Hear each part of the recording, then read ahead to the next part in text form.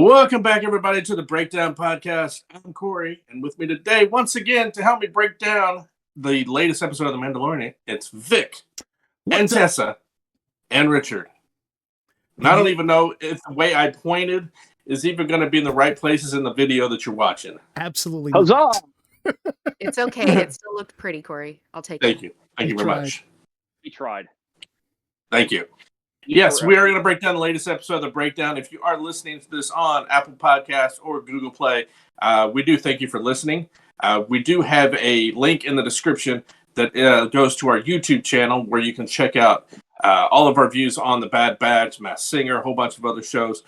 So if you don't mind, head on over there, check that out, hit the link button, hit the bell for notifications, hit the subscribe button, and leave us some comments. Let us know what you think. And also, this what you're hearing right now is also going to be available on the YouTube page. So if you don't get to listen to it and you want to watch the video, you most certainly can do it over there as well too. So please check that out. So without further ado, guys, let's break down The Mandalorian.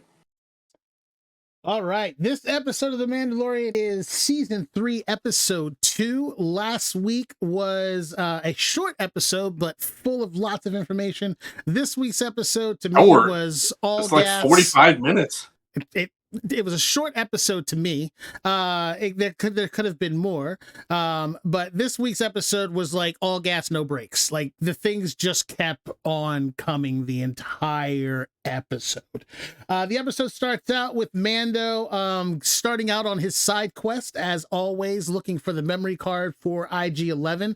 It takes him back to Tatooine, where he hooks up with Pelimoto in hopes of her being able to supply him with a memory chip through her connections with the Jawas and the scum and villainy of Mos Eisley.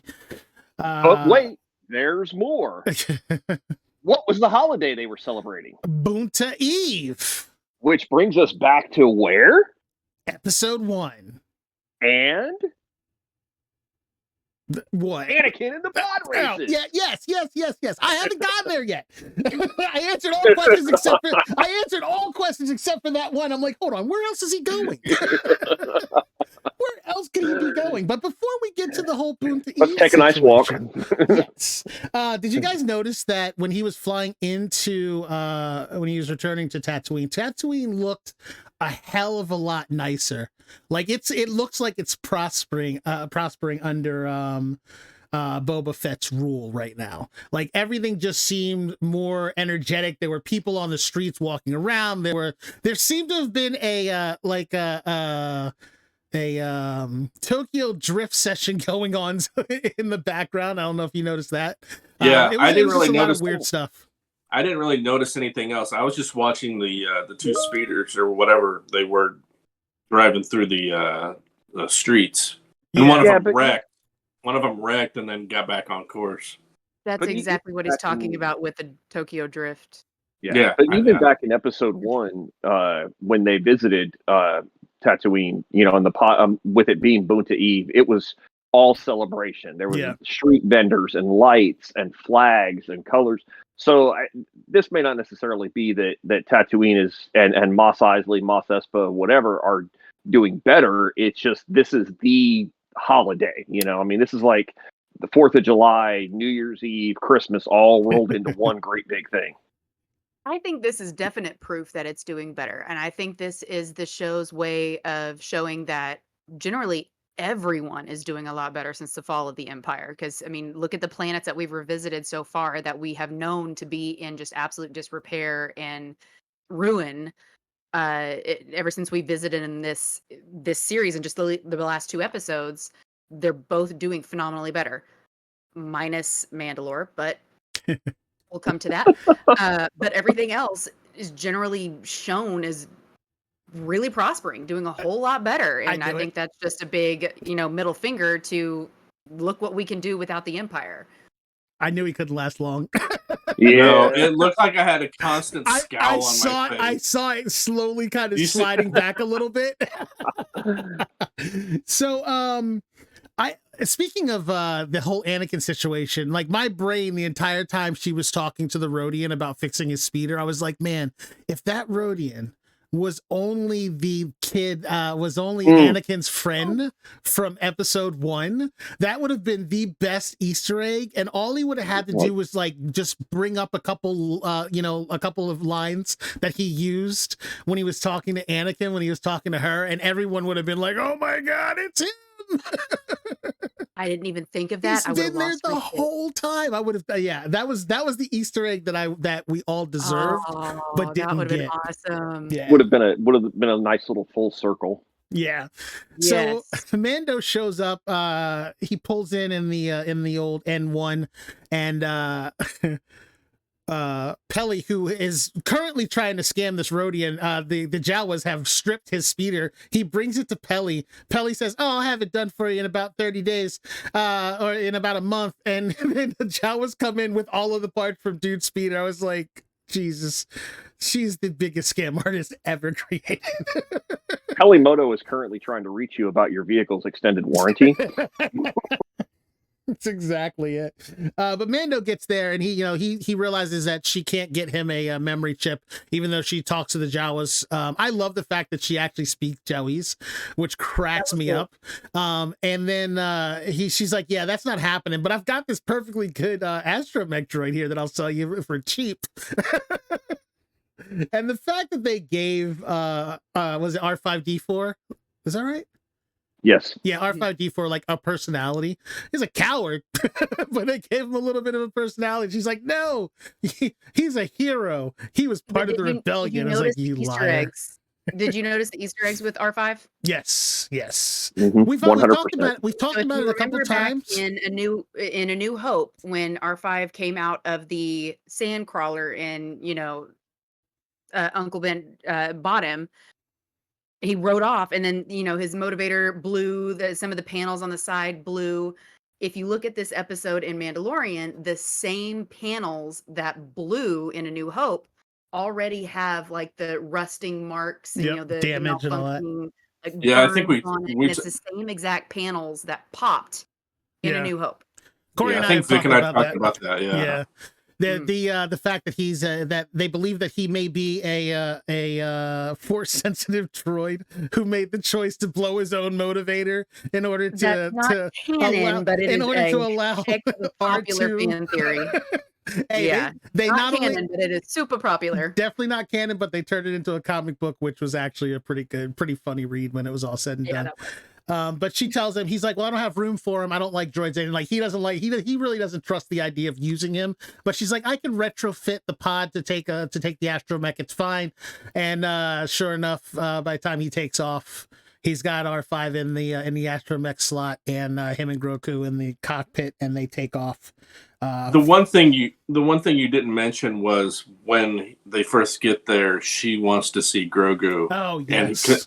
And I swear, anytime that he jumps, whatever scene it is, it always makes me laugh because it looks like somebody just tossed a baby doll up in the air.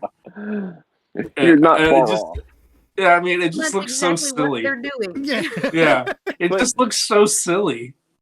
But what's more important about this whole conversation is he explains why he wants the IG droid, and it wasn't just testing the atmosphere, which the R5 can do. Right. He wanted that IG droid to help fight if needed. Yeah. And that kind of reminds you of what IG could do, and R5's not going to be able to do that if needed. Yeah, because the thought about it after I'd watched it, and then I thought about it, I was like, every one of their ships has an atmosphere testing capability. Like every starship can test the atmosphere of a planet to let the pilots know whether or not they need to use their rebreathers or get helmeted up. So it's not like he really needed him to test the atmosphere. He just wanted, like he said, a droid to help spelunk with him, which is to help him navigate the mines. But also, if he got into trouble, he had somebody there to back him up besides just Grogu.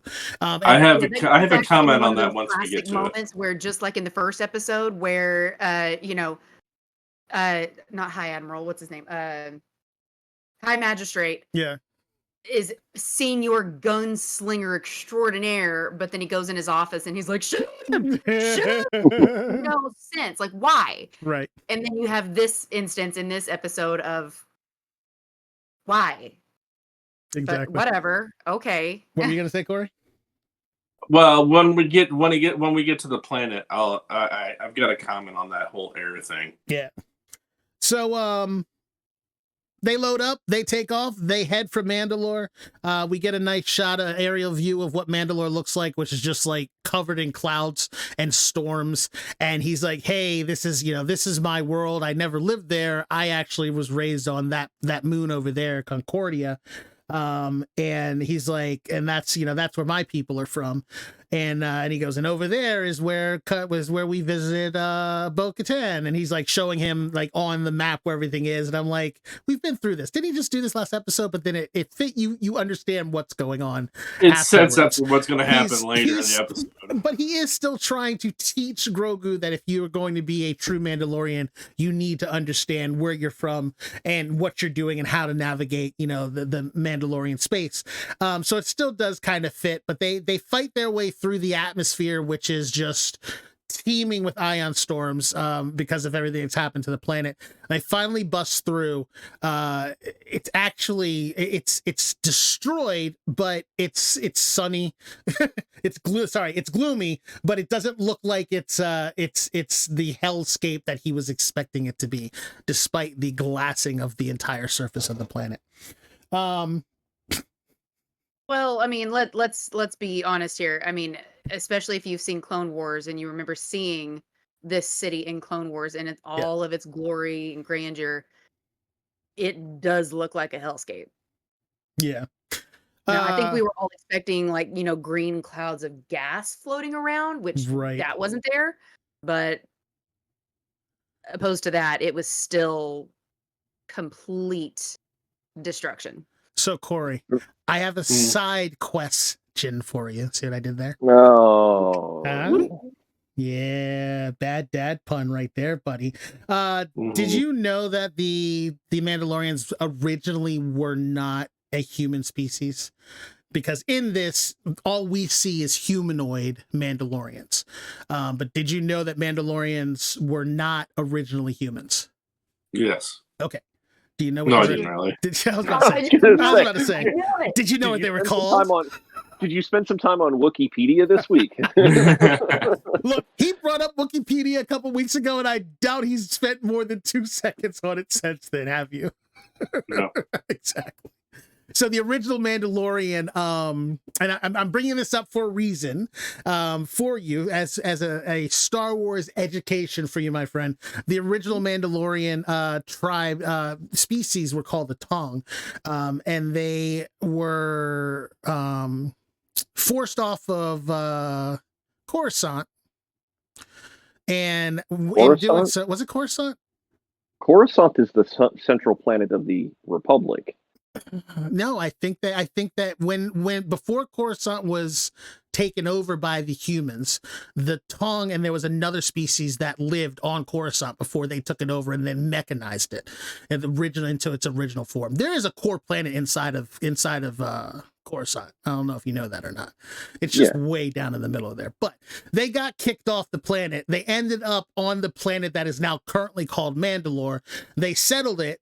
They created a world of it, conquered the mythical mythosaur that lived there, and became and turned it into Mandalore, which is also the name of the first Tong leader of the Mandalorian people.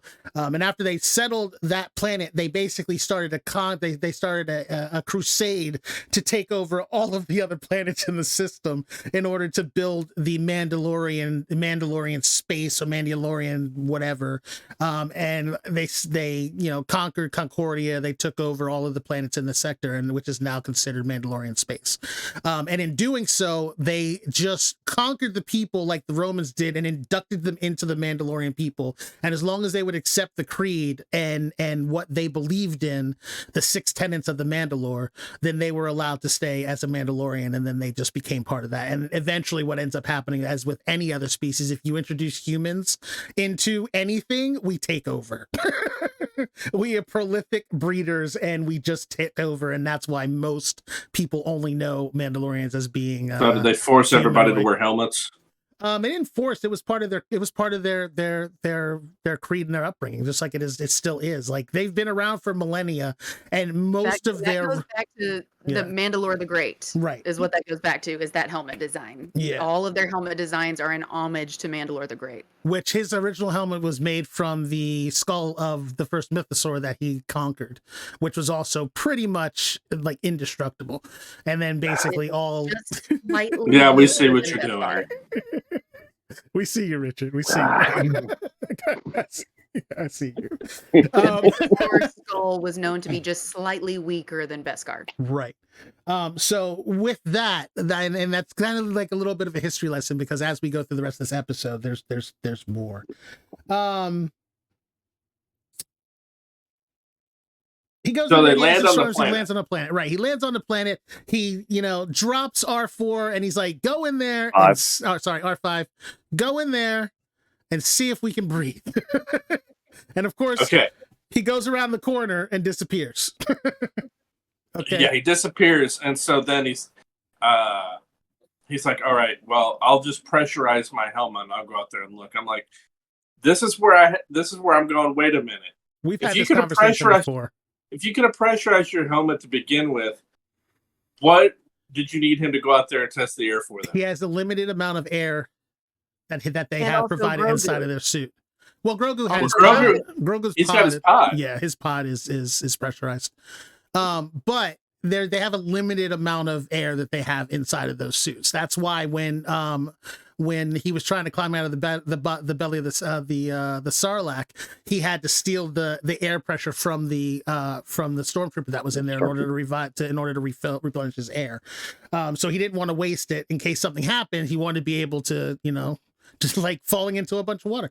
But fair enough. When he realized that R2 had gone, he thought that the radar was being jammed by the radiation or something like that, and the storms. And when he went offline, he went out to get him. And like you said, he said, "I'll pressurize my suit. You get inside of your egg, and I'll be right back." And he goes in to find the astromech droid and gets attacked by basically troglodytes. Anybody remember what they're called? I want to say they're ammonites. Is that what she said they were? Alamites. Yeah. That's what it was.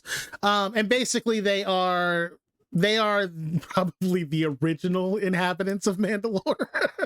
They are the indigenous ones. Yeah, they're the ones that were displaced when they took over the planet. Age-old story. Age-old story. But he gets into a scrap with like 4 or 5 of them. He whips out the dark saber, and we see that he still has not, after all this time, has not become proficient in using the dark saber.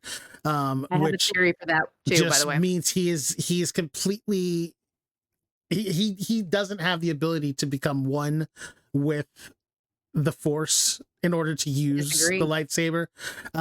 But that's the way they're making it look. Like that's the whole idea. I'm with Vic on this. I feel like obviously he couldn't wield it because he doesn't have the faith that he can use it because he doesn't believe. Right. So therefore that's why he's having trouble. Meanwhile, somebody else we'll talk about in a minute. Yeah, don't skip ahead too far. Yeah. No, I'm not going to. But he clumsily fights his way through with the darksaber and manages to take most of them out. What he should do is just sit there and hold just the handle without the blade out. And as somebody comes up to him, just hit the button to get it to come out and just stab everybody and then let it go. And retracting the lightsaber in order to win fights. Yes. Corey, if you noticed, he can't even hold it out straight. That's what she said. It just falls to the floor in his hand when he's just holding it still. Oh, it's worked a couple times that way. So I can see the validity in Corey's point. If he just kind of holds it up and then activates it, it's just gonna force its way down and through whatever is in front of him. So I kind of see where Corey's coming from. But yeah, I mean the hilt doesn't weigh anything, but it's the blade that seems to weigh on him. Yeah, exactly. it was a clumsy fight. Very clumsy fight. Yeah. But once he finally does manage to take them all out, the scene where he goes over the edge with Grogu, I was like, I could have watched them just descend down forever, because it was just so cool to watch. Like Grogu didn't miss a step. Like he went over the edge, Grogu went out, and they were just like going down. It was an you know, awesome and scene. that made me wonder too. Even right before they did this, I'm like, how far above the ground can Grogu's little pod hover? Because that was a descent. That was a really long descent down. Controlled. So I mean, it's a legitimate question. I'm not trying to be funny. No, I know. I'm just like, how far can he sit there? How far up in the sky can he go? Yeah, it's an unknown question. I mean, he's not levitating, and that was definitely a controlled descent. And it's not like we've seen in other fandoms or whatever, you know, like a repulsor ray, and like, you know, it fixes a fixed distance of 3 feet, you know, and you could adjust it or something. I mean, he's always right at about the same height. But why? Is that where the pod is set? I mean, I feel like I'm gonna go back to the same answer that we've all given Corey time and time again over the past year, 2 years, because Star Wars. That's Corey's answer to everything we've given. Yeah. Anything we tell him, he's like, "Oh, it's because Star Wars." Now, I think that we do see that he has the ability to control the pod, make it go faster, slower, you know, and all that. So it's not like it's just originally that pod was designed to whoever has the controls for it can maneuver it to wherever it needs to go. It's just like any other repulsor sled. But I think that it's more than that. I think that though it is, you know, a protection device, I think it might be something that like the Yoda species, we don't have an actual thing, but that his species may use as an actual transport. And if that's the case, it could literally be like a little mini ship that has its own, you know, thrusts and that kind of thing that we just don't see. So just don't know. But either way, them going down, just slowly descending down into the bowels of Mandalore was pretty cool looking. It was very majestic. Yeah. Even though it was completely demolished, that city was just messed up. Though I will tell you, getting to see components of that city that we have kind of seen before, like when they get down to the bottom of the into the actual like undercity of was it Sandara, whatever it is, I can't remember the name. But when they get down there, you start seeing like the sewer pipes and all that stuff, and then you kind of think back to when Ahsoka was chasing Maul through the sewer and chasing, you know, hoping all you were that. gonna say it. Like you see it like some of those pipes were too small for that to have been it, but like you get the idea. Like we're getting to see a live representation of some of the stuff that we've seen before in the animated series, which I thought was really cool as well. They make their way through. He's just kind of looking around. He hasn't seen the place before, so he's completely like in awe of what's going on down there. Grogu is like, "Why are we here?" Like he just keeps looking at him like, "Can we leave now? Like I don't want to be down here. Like, did you see that thing in the pipe? It wants to eat me. Yeah, and I can't eat it. It's too big." Well, we had the space gator last episode. Yeah. Now we have the space croc. So yeah, I don't know what that thing was, but it had wings. So either way, you know, Mando finds a helmet, and I was like, I would have loved to have known whose it was. Like if there was some sort of markings or something for us to like know whose helmet that might have been, and why it was down there. And Mando, I have a theory about what that means. Okay. And it goes back to Rebels. Does it have to do with the Duchess? We met someone who invented the only machine known across the galaxy, Duchess, that could break down Beskar. Did it? See, okay. Let's go into that for a second. We've all seen this except Corey. And it didn't break down the Beskar, it broke down the people inside of the Beskar.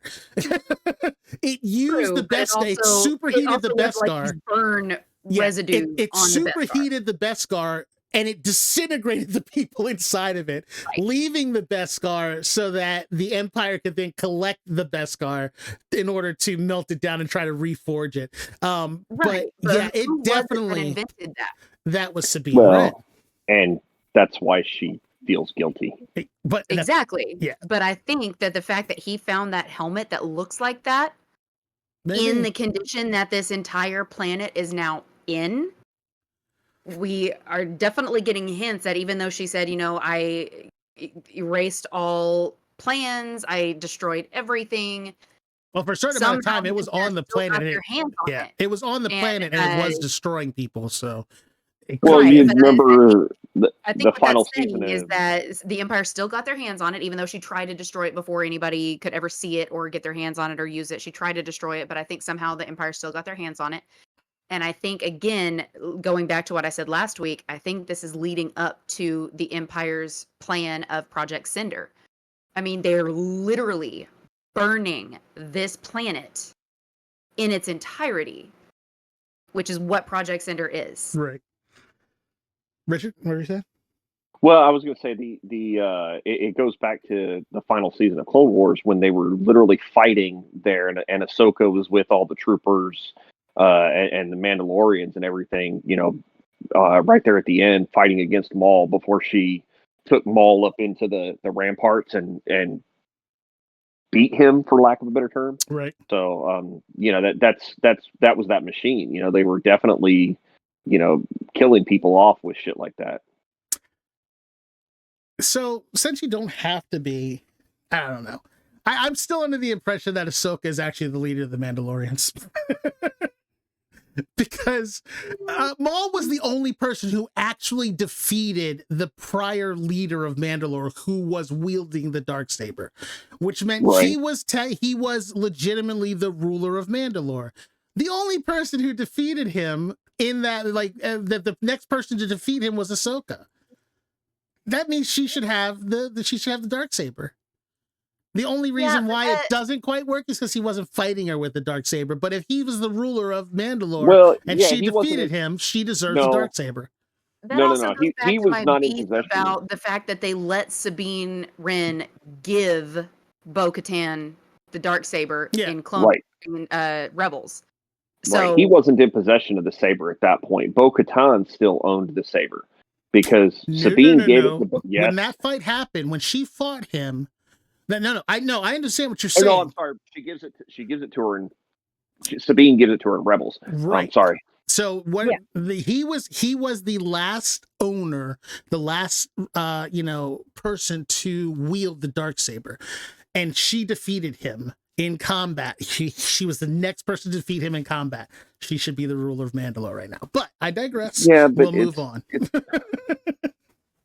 The Darksaber's kind of their version of the Elder Wand in Harry Potter. You have to actually beat the person while they're using it, type thing. And he was using his dual-bladed saber to fight Ahsoka. Yeah, so that's the hitch. That's the glitch in it. But when it comes down to it, if that's the case, then no one technically should have actual ownership of the Darksaber as a implement of ruling Mandalore, because no one actually defeated Maul while he was carrying it, which is the negative point to that rule in per se. But I think that's going to be out the window anyway shortly. We'll talk about that in a minute. As he is looking as he's looking through and he finds that helmet, he's kind of, I guess, I don't know, just kind of thinking about the fact that these were his people and they're all dead now. And as that's happening, he gets sprung into a gibbet trap. It's a trap. And this... what trap? It's a gibbet. It's not a gibbet, a gibbet. It's called a gibbet. What he was in is called a gibbet. I think you just made that word up. I definitely did not. If you know anything about medieval torture devices like I do, it's called a gibbet. Trust me. It's that cage that they put people in and hung them from big old wooden towers in England to show people, to keep people from committing crimes. That's exactly what it is. Don't fight me on it. Look it up. I know. So not on Wikipedia. Yeah, it's not on Wikipedia. It won't be there. This crab droid it was cool though. Like I thought it was really cool. The trap itself was pretty ingenious. You know, you put a piece of something in there, this thing snaps shut, and this giant crab droid flips over. You know, it was in one of the CIS crab droids. What it looked like. It looked like one of their like their crab droids, that spider droids. That's what it was, spider droid. That's what it looked like to me. Repurposed spider droid, and it just carried him deep into the bowels of the mine and dropped him off like he was gonna roast him on a spit or something. And it looks like a rotisserie. Yeah, when that thing, like I saw that crab droid, I'm like, man, that thing's fucking awesome. And then another one popped out of it. I'm like, that's even more awesome. Little eye thing. General Grievous's like horrible like cousin popped out of there. Yeah, that's the first thing I thought when I saw it. What I was thinking of. I immediately started thinking of General Grievous with just the few little animal flesh organic parts to the massive amount of metal and mechanics. Yes, there was like a brain and an eyeball. That was it. And it looked phenomenal. Like it's very, very, very well done. And when it crawled out of there, and it just like it's ragged breathing. It sounded like it was trying to talk, but it did. I guess its vocalizer just wasn't working properly. But it just gave me Grievous vibes the second I saw it. And I guess if you think about it, its vocalizer didn't need to work because it's been spending all this time on this planet. Yeah, with just the Alanites, nothing to talk to. So it was like no mouth. No mouth either. It doesn't need one. Corey? Yeah, that's what I'm saying. Well, no, it's kind of hard to talk. It doesn't. That's what a vocalizer is. It replaces your vocal cords in your mouth. You talk through it. That's how Grievous talks. I was going to make a South Park joke, but I won't. How? Anyway, yeah. So this thing is just there. It takes him hostage.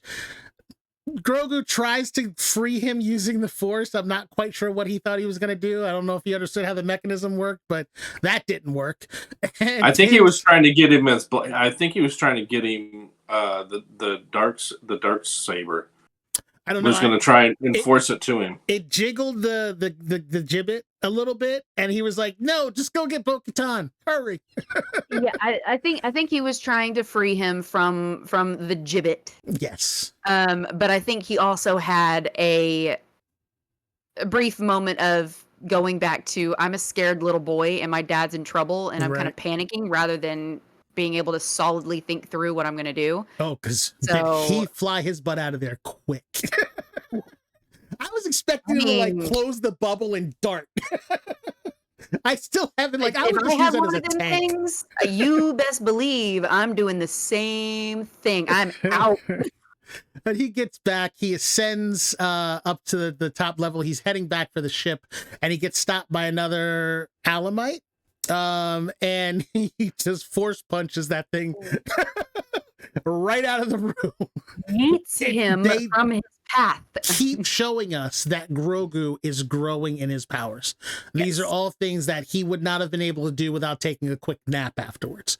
And he's continuously showing us that his power in the Force is growing. And though he did not complete his training as far as we understand it with Luke, he's done enough with Luke to be able to have some semblance of control of his abilities, and at least unlock the fact that he can use them without it weighing on him. And it's kind of this, I feel like it's kind of the same thing that's going on with Din trying to use the saber. Like, I think that he was kind of fallen out of his faith in the Force, and as he slowly gained it back, got stronger and stronger and stronger. And then once Luke fully unlocked his potential in the Force, he's now able to just do everything he needs to do. But he gets back to the ship, gets shortly attacked by the flying gator. Crocodile. And him and R5 take off, and he points at Kalevala, and he's like, "We need to go here." And R5 takes off, and he gets him to Kalevala.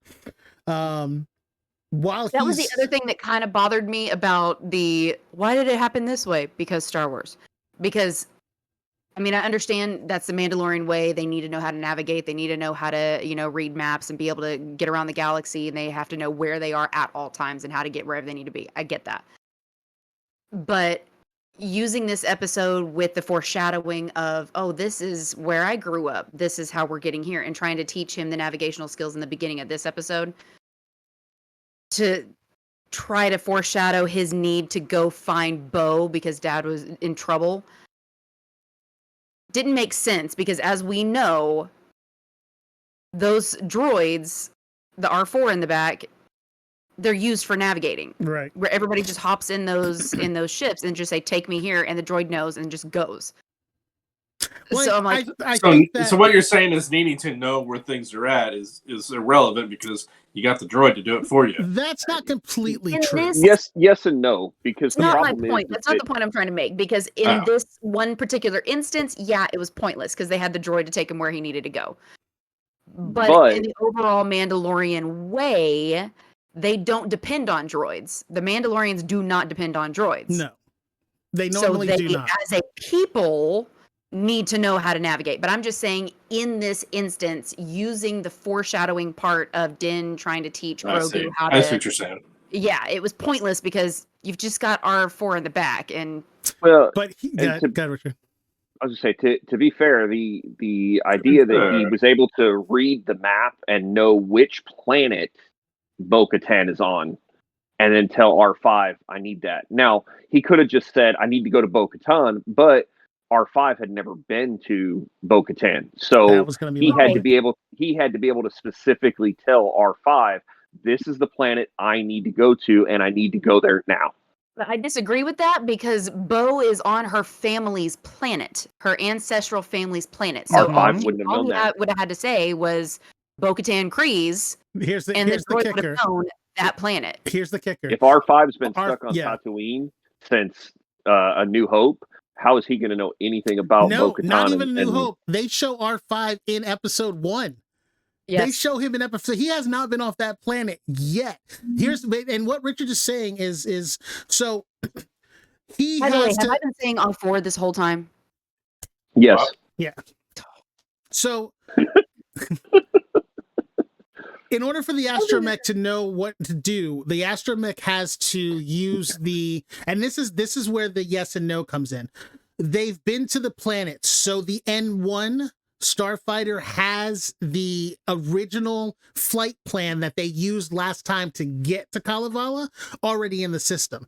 The astromech droid can use that information to fly the N1 there, but until the pilot tells them where they're going, that astromech is not going to know where to go. And if that astromech has never been there before, he has to give him the coordinates of the planet to go to in order for the astromech to drive. Now, normally, the pilot will just navigate to the planet. They don't need to use the astromech droid. The astromech droid is like an emergency autopilot. And in order for him to... R5 would have had to talk to the N1, got the information from Grogu, use the N1's the information from the N1 to figure out where to go based on what Grogu told him. So the whole point of Mando showing him, like, hey, we need to know where we're going in the galaxy, otherwise we're going to be in trouble, because we have to count on ourselves, and that's kind of the way for them, is not to depend on a navigation, a astromech droid to take them where they go. Because if you notice, there's no astromech droids on Bo-Katan's ship either, except for him. So like, it's not a normal thing. Back to saying how the Mandalorians never depended on droids. Right. But in this case, in this fact, it was easy enough for him to do because the information was already there. If they hadn't have gone there, if they hadn't have gone to Kalevala first, he would have been like, go to Kalevala. They would have had a problem because he would not have been able to get them there because they didn't have any information on how to get him there. But he got him there. He pulls up. So her droid walked in. He's like, that N1 fighter is back again. And she's like, we got to get rid of this guy. I'm tired of this BS. This once and for all. Remember what I said last week with her just sitting in her chair, not doing anything? I knew that was coming. Every day. Yeah. I knew that was just coming. Just sitting there moping. I thought that was going to crack Corey up, that she was still sitting there. Yeah, she was at least sitting in a different position. Yeah. It was. Well, you know what? She should actually thank Din Djarin for this, because at least she gets to go do something instead of just sitting there. Dude, can I tell you how much I love that ship? That is one of my favorite ships in all of Star Wars. Like, Bo-Katan ship? yeah, that freaking Mandalorian cruiser is so cool. I like the design of it. I like like how it lands, like how it works is very cool to me. Well, and the funny thing is that she had to take that ship. She couldn't have just taken the Naboo starfighter back, because if she recovers Din Djarin, there's only room in that fighter for one person. Yep. And so she had to take her ship Yep. so that she could have more than one person. And it's a good thing she thought about that too.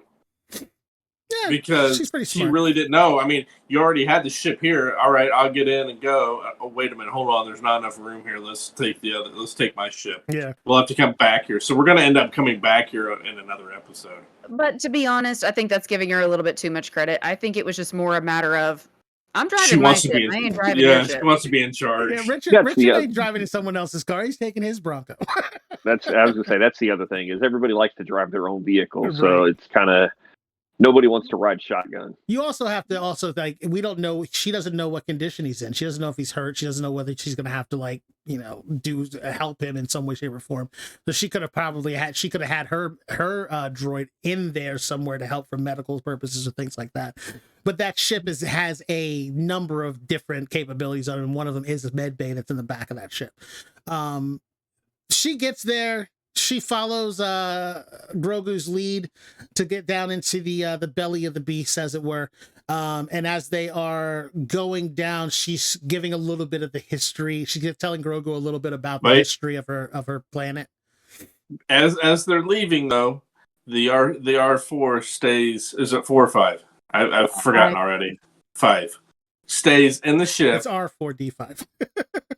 Plugs into the console, and a screen comes up and shows them what shows Bo and Grogu going off. And my thought was, what camera is he watching?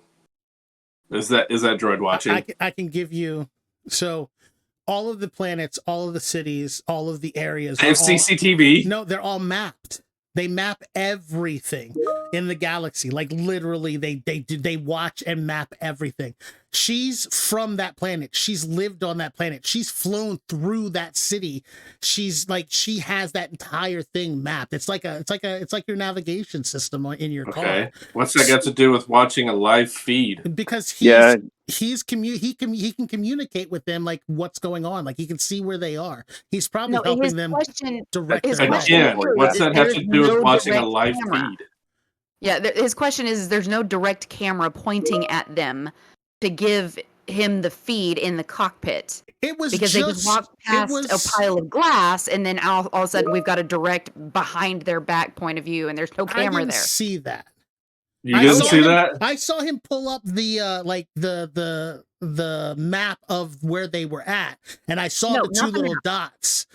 I didn't see an actual image. He's talking about like an actual live camera feed watching them walk. I didn't see into the tunnel. Yeah, it totally happened. I'll have to watch it again. I didn't see that. And it never went back to this to begin with. So there was really no point in having that shot in there in the first place. From what I saw, it was from the view that I saw was him pulling up the area they were in, and I saw the two dots, and I was like, okay, he's just watching where they're going. They do it and if you watch in Star Wars, R2-D2 does it all the time, where he goes into a console, he plugs in, and he helps to direct them where they're going. It happens. It's a thing astromechs do. That's fine, but this is totally different.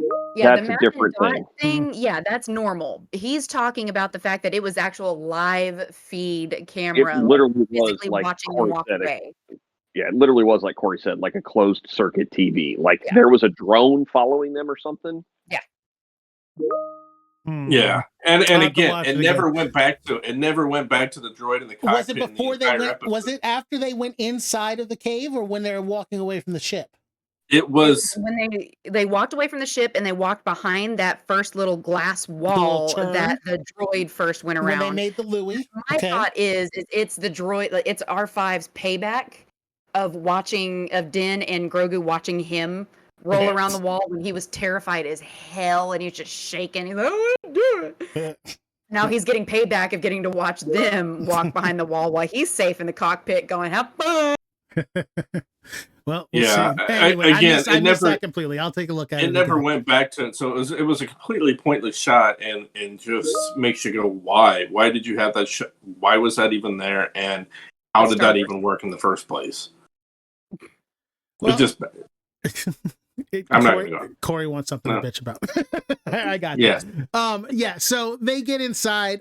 They descend down. They are walking through to get to Din. Grogu's leading her there, and like I said, she's telling him a little bit about like the fact that her family ruled Mandalore, and for a short time she was the the ruler of Mandalore, and yada yada yada. So just get a little bit of backstory and history again. And the areas that they were walking through. And then she stops. I feel like she likes to tell people this because I feel like I've heard this stuff before. It's like, okay, we get it, lady. If you were the king of someplace, you'd be talking about it too. Yeah, but losing a kingdom, losing an empire, it's a huge deal. And especially when it was all of your people.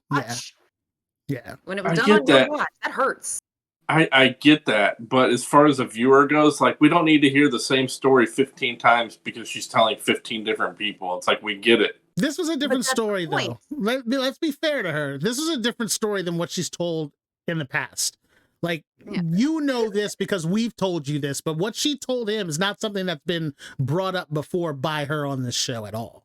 Yeah, so, like they know that we know this, but her constantly retelling this story helps convey that sense of just constant loss, dread, and loss. And not to mention, Corey, how many times have you said, well, the normie wouldn't know that? Yeah, that's what she's telling the normie.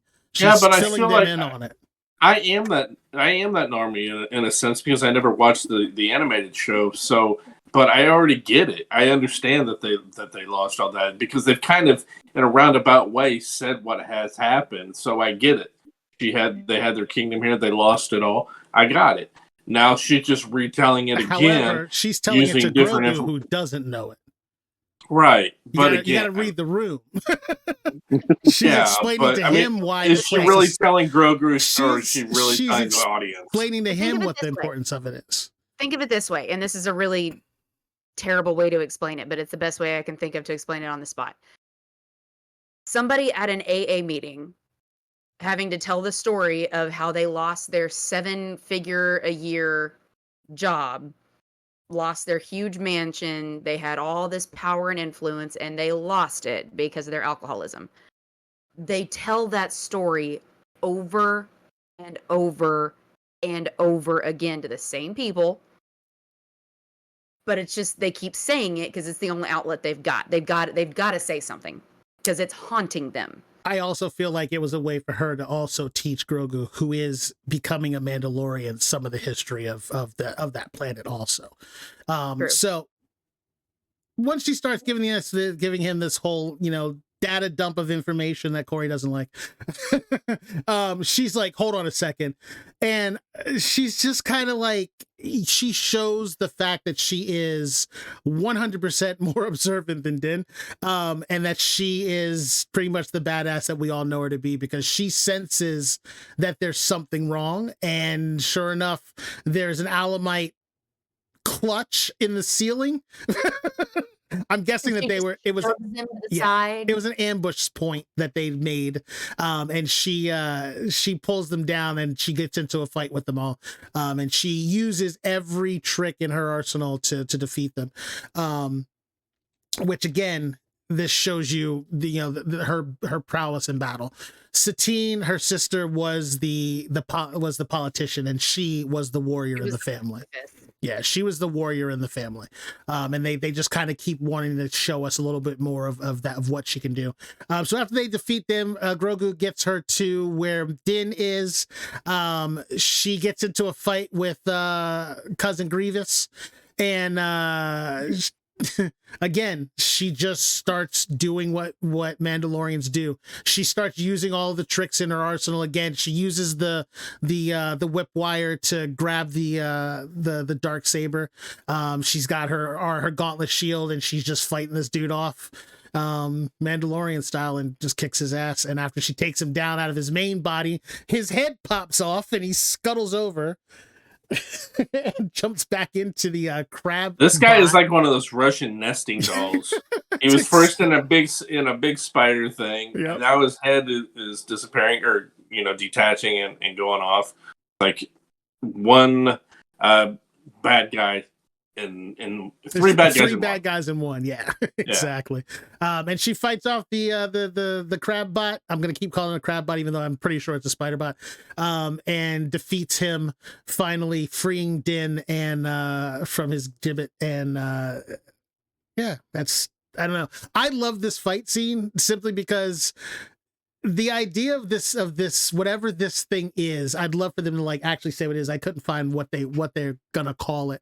But he was basically draining Din of all of his bodily fluids, and the only reason I'm assuming he was doing that was to replenish his own, which is just morbid in its own right. So I'm fairly sure he's just been like sustaining himself off of the bodily fluids of the Alamites, and he's like, oh, something fresh and new. And that little, I don't know why they have to make everything into a droid too. That was one of my only complaints about this episode. Why did that pump need to be a droid? It had eyes, and it responded to being zapped with the rod and everything. And I'm like, not everything needs to be a droid in Star Wars to work. But let's not discount the accuracy of that lightning rod. Yes, that thing, he was pinpoint with that. Yeah. He was taking it to her, that's for sure. So I don't know who or what he was. I'd love for it to have been some, crazed Mandalorian, or something. But that I wouldn't have made that make sense. But I was just like, my brain cannon was going off, going, man, this would be awesome if this was like the last Mandalorian that survived the bombing and he just kind of turned himself into this creature. Would have been pretty cool. I completely agree, and I don't necessarily think it had to be a Mandalorian. Because right when the planet was destroyed, when the whole thing with Death Watch and the clone army coming in and the whole city getting destroyed, there were a lot of other people there, emissaries, envoys, a whole lot of other people that weren't necessarily Mandalorian. Yeah.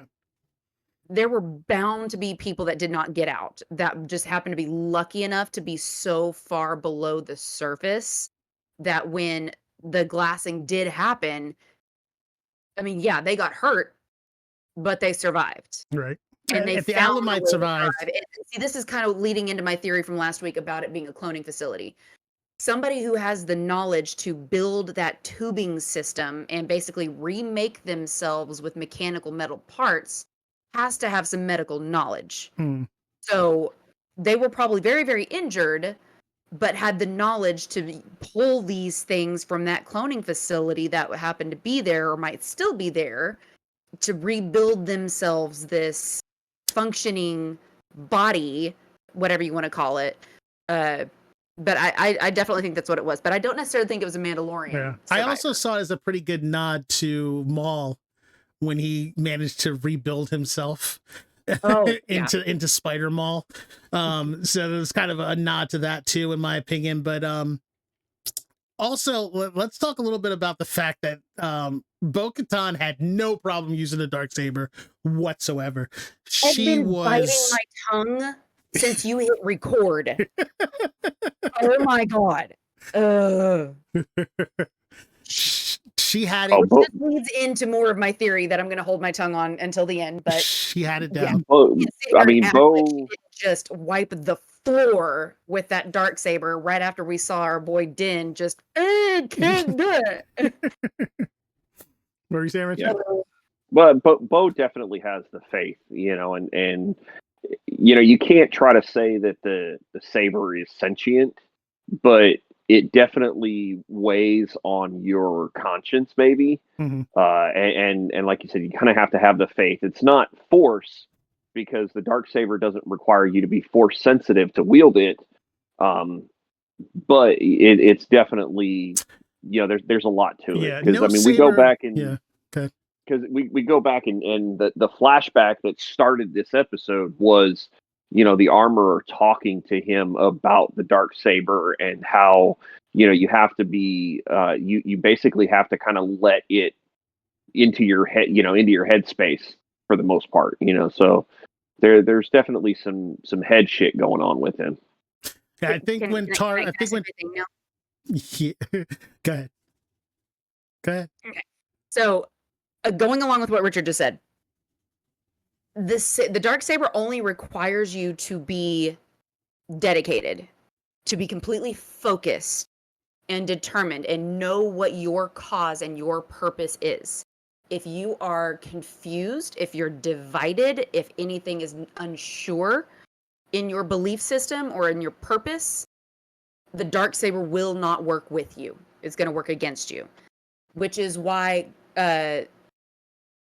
what's his face, Moff Gideon was able to wield it so flawlessly because he knew his purpose. Now, it wasn't necessarily good purpose, but he was 100% convinced in his purpose and his path that he was going to take. So the Darksaber didn't fight with him, because that's all it requires, is for you to be certain and dedicated to your cause. Again, why Bo-Katan? No confusion. She knew exactly who she was, where she was going. It wasn't fighting against her. I would contend that she is not in the right headspace. She should have had some problems with that, considering how broken she is about the current status that the Mandalorians are going through right now. I don't feel like she was as confident as she has been. I disagree. That's part of my point, though, is she used to believe she was 100% going to be the leader of the Mandalorians, but after Din won the Darksaber in combat, that left. She was no longer conflicted. She knew she wasn't going to do it. And now she wasn't necessarily in a happy place, but she knew that dream was gone. This is not going to happen. Here I am. Here's my purpose. There was no confusion.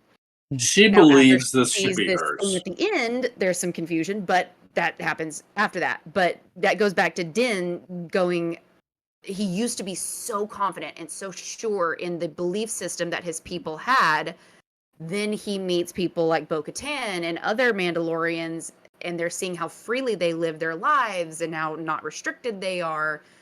Now he's going, is this the way that I'm supposed to be doing this? Is there another way? And am I supposed to lead these people? Where am I going now that I have Grogu? And he's very conflicted, which explains why the Darksaber's only fighting against him and not fighting against Bo-Katan or Moff Gideon.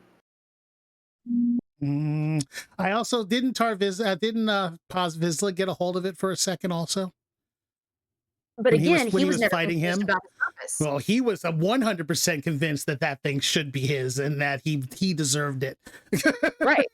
He was very positive of that fact. Holding it. Oh, he did. He could hardly lift it in that fight once he got his hands on it. But either way, she walks her way through that robot, that droid, and afterwards makes Din a cup of soup, pog soup. And this was the scene that I was like, why? I mean, I'm sure he was hungry, but why? Well, you have to replenish. So when you donate blood, they give you a cookie and a cup of orange juice. Sure. He drained him of fluids, so he needs a cookie and a cup of orange juice. Yeah, she made sure to hit up her kitchen before she left. That was my only thought. No. Everybody has rations. Like tabs and stuff like rations, whatever in their belt and in their pack. It was just a little tube of powder that she poured in some hot water that we also still don't know where she came from. But Mandalorians come prepared. They're like Boy Scouts. Nobody said it was hot water. Well, even go back to Phantom Menace, and Qui-Gon literally had pellets on his belt that he gave to Shmi and was like, here, this should feed everybody. So they've always got rations that can be rehydrated or whatever. You remember in episode 7 when she put that stuff on the plate and poured water on it, it turned into some kind of a goopy green bread thing and stuff. So technology, Star Wars. She starts leading him down. She said she'll take him to the living waters of Mandalore. She's been there before, because she grew up on the planet and has told her story, which Corey can't stand. She reluctantly does. Yeah, she reluctantly does, because he says, "Thanks for your help, but I'm going regardless." Right. So she says, "Okay, fine, I'll show you, because if I don't, you're just going to get lost." Right. And I'm a princess of Mandalore. And I used to rule this place. She goes back to telling the story again. It's like, all right, shut up, lady. We already know. But she starts talking to him about, and this is actually one of my favorite scenes, when she starts talking to him about all this, and she starts talking about her father. And Din, like when she tells him that he died, protecting their people and ruling their people, and he gave up his life for their people.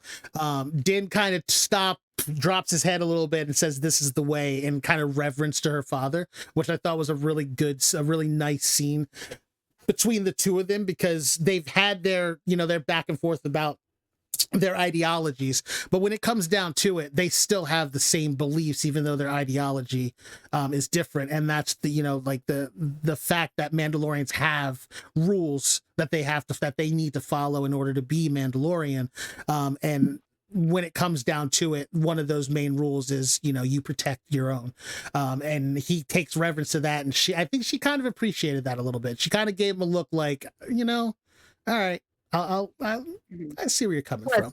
Plus, mentioning anybody who falls in battle in honorable combat, defending their people, Mandalorian period. If you don't immediately show reverence to that, it's the 6 tenets of Mandalorians. Like, that one tenet is protect your people. Yep. It's one of the most important ones. So as they finally make it to the living waters of Mandalore, she tells him that she's been in the waters before. She said the creed, which, again, they all live by the same creed. It's just how you take it and how far you take it is really the true thing. And as he starts to, she starts reading off the plaque, which basically tells the history of Mandalore and Mandalore the Great. And I don't know how they refer to him now, but he starts to disrobe all of his extra pieces, and he steps into the water. He starts to recite the creed, and right before he gets to the part about never taking off his mask, he gets sucked down. He gone. And she does not hesitate. She jumps right in after him. And I think that says a lot, again, about the fact that she's coming around to starting to like him as a Mandalorian, regardless of how she feels about him being part of the Children of the Watch. I keep wanting to call him Death Watch, but being a Children of the Watch. And she uses I love that she used her jump pack to force her way down through the water. That was really cool. She gets all the way down to the bottom, which is pretty dang deep down there. She finds him and she starts to ascend, and this is where shit just gets crazy. I felt like when he was walking down, it's like he was in like, say you're in a pool, you're going swimming and you're in the pool and you're on the steps and you're going down the steps and all of this. Yeah. And you don't realize that you're in the deep end. Depth, you're in the deep end. You don't realize how far it is and you just fall down. Yeah. Yeah. He felt like a rock, basically. Yeah. I feel like the living waters, that pool probably didn't have that sharp of a drop off before the bombing of the planet. There were probably steps that went down for you to actually be bathed in the waters properly, baptized in the water properly. Exactly. And my question is, was it that thing that they saw down there? Was that what pulled him down there, or did he just fall down? No, sorry, hold on. That thing. Well, we haven't said it yet. We haven't said it yet. We haven't said it yet, Tess. In his defense, we haven't said it yet. We haven't talked about that. Tess is like, don't you dare.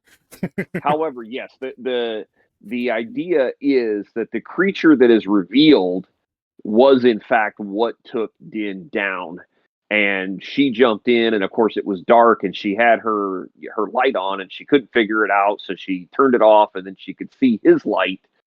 And went down and got him. And on her way up, she sees a mythosaur. Yes. And this is like millennia extinct. God. Yeah. This is one of the biggest reveals in the Star Wars universe in quite some time, because they are believed to have been extinct long, I mean, decades, eons ago. Yeah, millennia. And there's references to it everywhere. Of course, the Mythosaur skull is the on sigil. The flag of Mandalore. It's the sigil of Mandalore. When Din Djarin goes to the planet and he's learning how to ride the blurgs, and he's told, "Oh, weren't the Mandalores the ones who was like, your people rode the mighty Mythosaur. How is it you can't ride this stupid two-legged Right, he's like, you're a little tadpole. bitch. I mean, your ancestors tamed and rode Mythosaurs, and you can't ride a freaking two-legged blurg. I mean, well, it's on Boba's armor. I was gonna say the Mythosaur is the longest standing logos and emblems in Star Wars history. It's been there since the beginning. It's their sigil. And we've always related it to Boba specifically, but that was before the Mandalorian lore was expanded.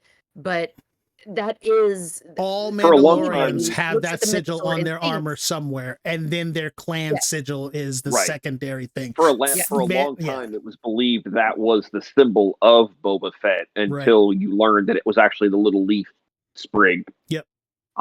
But yeah, and then Bo's reaction. I mean, I swear to God, if her first line next week is "those are supposed to be extinct," right? If that's not her first line, the writers fail. That shouldn't exist. That is just, oh my God, that is literal shock and awe. I think and as soon as she words are supposed to be, that's impossible. Whatever. As long as it's something along that lines, we're fine. But the fact that you saw how big it was, like she didn't just see it like it went. You went past its mouth, its tusks, then you saw its eye. That thing's head is at least 2 to 3 stories high. That means that thing is monstrous, even compared to what we've seen. It could have swallowed both of them with no problem. Absolutely. One fell swoop. And let's give Katie Sackhoff some credit here, because her body expression in that moment was literally just an "oh my God!" Yeah, that's probably you can't see anything. You can't see anything through the mask. Yep. And so for her literally to just be like, "Holy cow!" and to convey that feeling, that was amazing. Yeah. She's gonna need to clean her drawers, that's for sure. Hopefully their armor has a self-cleaning mode. Auto flush. Just saying. Well, she was in the water. You do that in the ocean. I mean, you used to go scuba diving. You just kind of grab the front of your wetsuit and kind of fan it a little bit. And it's auto flush, man. Dude, just keep your mouth closed. You've got a mask on. Well, you got a you got your so the fact that this thing is down there, I didn't remember reading that they were amphibious, but either way, things swim. That's fine. But this thing would have had to have been like my headcanon says that this thing was buried deep inside of Mandalore, and when they glassed the planet and broke open those mines the way they did, which is what caused, the water to the baptismal pool or whatever to kind of like a megalodon moment. Yeah, like this thing is just like it was living down there. It was in hibernation. Maybe there could have been an entire I don't know what it would be, a whole clutch of them down there. I don't know, but what has it been eating? Yeah, that's the other thing. But well, it could be eeting Ilarian. If they're running around down in there. I mean, because that thing is huge. But either way, like the fact that this thing still exists, but then you think back, like Quill was talking about it. The armor talks about the fact that a Mythosaur will rise again and the true Mandalore will be chosen. Like she made reference to that earlier in I think in season 2 also. So like there's been kind of this alluding to the fact that they might do this, but I never thought it would happen. I never thought they would actually bring a Mythosaur back, because this changes like everything. Because this also gives a whole new path to the leadership of Mandalore. Because if you tame and ride, they've already said that you're going to be Mandalore. So I'm just saying, Grogu, he can control animals. Yeah. Can you imagine a little bit of Grogu on that big ass beast. Could be a Dune moment. Remember in Dune, the whole taming of the sand, the sandworms. You know, I mean, very similar.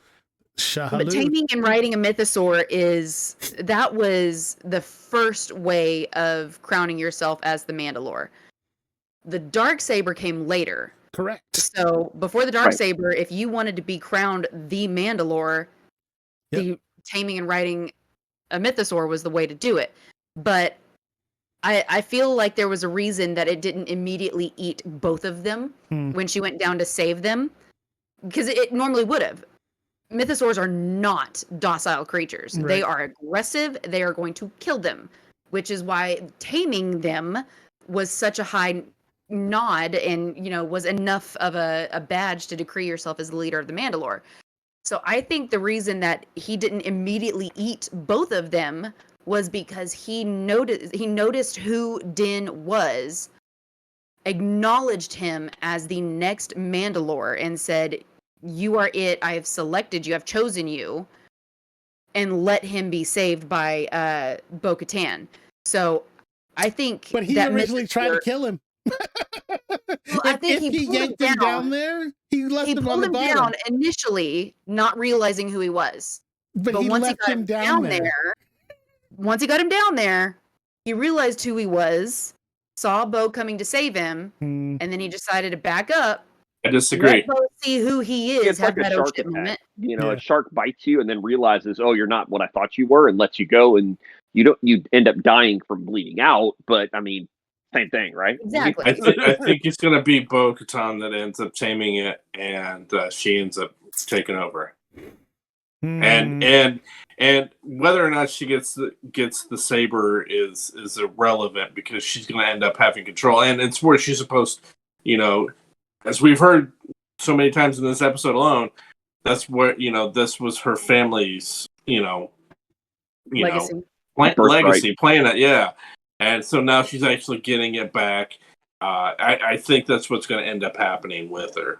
Well, the first thing that has to happen is it needs to surface. So where's that happen? God, I hope we see more of it. Secondly, if that is what happened, like my headcanon says Grogu manages to get control of it, wrestles control of it. And kind of like in doing so, with the Rancor, yeah. And in doing so, because Jedi have the ability to commune with animals, it's a thing that happened. Anakin even did it. Huh? Some Jedi do, not all Jedi. Correct. But Anakin did it, and Grogu could be doing it too, because he did it to the Rancor. So because he does have that ability, as we've seen so far, if he manages to tame him, and because Din is his father and is his tribe, I think that they would have control of the Mythosaur, which would then give them even more claim to being Mandalore, and he brings Bo-Katan into this new clan that they form. And because he doesn't want to lead Mandalore. He's already said he doesn't want to do that. She wants to do that. I feel like they make a whole new clan together. She, and then they rule, he gives her the ability to rule Mandalore. The thing is, he wants back in the Watch. Right. He wants back in the Watch. Yeah. And I feel like the presence of the Mythosaur opens up a brand new possibility that nobody's even thinking about right now. Well, I mean, if nothing else, it's gonna unify the clans. Like even Children of the Watch, they see Din and Bo, or even if it is Bo, they see Bo on a Mythosaur, they cannot ignore that. No. You know what I mean? No. So whoever does end up on it, but I just think Grogu has the ability to tame it more so than the other two do. Because that's going to be a thing. I feel like there's an alternate position here that nobody's really thinking about here. I think the Mythosaur coming back into existence and showing that Din is the chosen one is actually giving us a route to having dual Mandalore rulers. It's going to allow them to rule together. I think what's going to happen now is they're that going to be a couple. I'd ship that. Shipping the two of them together. Yeah, people have been shipping the two of them together for years now, ever since the first Mandalorian season came out. Like, they've been shipping the two of them together for a long time. I'm not saying that that's what I want to happen, right? But what I'm saying is I think this opens up an avenue for them to rule as co-rulers. I think what they're going to do now is that they're going to have, a very ritualistic combat between the two of them. no armor, no weapons, just the two of them having a combat. She's going to come out as the victor. She's going to rightfully win the Darksaber. And then with Grogu's help, Din is going to tame this mythosaur. So both of them will have the two mainstays of what can qualify you as a ruler of Mandalore and rule together. Because if you look at the map of the Mandalorian area, they rule a massive area. There's a lot. What were you saying, Corey? Are you saying that who would tame Grogu and Din will end up taming the Okay. What she's saying is because the way that I get it. The way the Mandalorian people work is if you have the Darksaber, you're the leader of the Mandalorians. But superseding that is if you can tame and control a mythosaur, you are literally doing the thing that originally created the Mandalorian people, and that's going to supersede the Darksaber. But the problem with that is you already have two different sets of Mandalorians right now. You have the old way and the new way, and what you're saying is if the two of them can work together to create the new way, then the new era of Mandalore, then the Mandalorian people can, reclaim their birthrights, reclaim their lands, their worlds, and become, again, another dominating force, which is why the Empire tried to strike them down and why they had wars with Jedi in the first place. So right. Because, we already know that Din Djarin is a member of the most ancient ritualistic clan. Right. They are tied to the dark old ways. So if he goes to the OG way... Exactly. Dollar bills, y'all. If they go back to the OG way of declaring a ruler, that's going to get the watch and, the ancient believers from the Mandalorians in. And then Bo having the newer way of declaring a leader is going to bring all the more relaxed Mandalorian clans in. And then them both ruling together can pretty much be... what I feel is going to be the only real way of uniting all of the Mandalorian clans in this day and age. Because I don't think just one person doing one method is going to bring all the Mandalorian clans together the way that they are so divided and so scattered. That'll be season 3. It'll have to be more in season 3 by the time that story is told. Anyway, but that's the end of the episode. I can't wait to see what they do with next week's episode. Because we went from 5 to 5,000 with that ending, instantaneous. I can't think of anyone that I know that saw that. I knew as soon as I saw it, I was like, "Holy shit!" Richard's head just exploded. Tessa's running around the house like crazy, and Corey's just like, "What is that?" Yeah. To clarify for the listener and for the viewer. We were all in text and they're going crazy. So I'm expecting something big. And Tessa tells me, if you've watched the original trilogy, you'll understand. I'm like, oh, okay, cool. Something interesting. I didn't think you would understand. I said the original trilogy can help shed some light on why it's so exciting. So the scene happens and then they get out and then the credits roll. I'm like, wait, what? I must have missed it. Or maybe there's a bonus scene. I sat there and waited. He's waiting for an after credit. I waited and nothing. I'm like, so I text back, I don't get it. What did I miss? So Corey gets online on PlayStation with me and he gets in chat and he's like, huh? Okay, so But again, it's one of those deep cuts. Not in deep cuts of where. Well, yeah. You kind of have to have watched Clone Wars and whatnot. And this is definitely a throwback type of thing. That if you've watched Clone Wars and you've watched Rebels, there's so much more in there, and just missing it with only watching the 11 movies. You're missing out, bro. Yeah. I'll eventually get around to it. I've been saying that. You've been saying that for now. We've been yelling at you to do it forever. You just need to do it already. Well, I just recently got seasons, I think 2, 3, and 4 on Blu-ray. Yeah, that was a year ago. No. I just got it recently. They're on Disney Plus. Well, yeah, I know. I'm just saying. I had forgotten about that ease of use. They were on Netflix, and now they're on Disney Plus. I mean, they've been streaming for free for years. There's your keyword, free. That is. That's fine. That part hadn't even registered. I've known for a long time Corey's need for the hardware, a physical copy. But even this one still got me going. Yeah. I know. I've just been lazy about it to be really? honest. Yeah. No. At least I admit it. Thanks for letting us know. Yes. The comment earlier where Vic says like Spider Ball, you probably didn't know that one either, did you? Yeah, I did. I'm not happy about it. Okay. The fact that he survived. Yes. Yes, because I did see that like years ago that happened. I'm like, how the fuck did he survive that? It makes absolutely no sense. He's sliced in half and then falls. If you watch the episode, you'll understand. I know. Well, we do want to thank you for watching and for listening. Tessa, where can the people find you?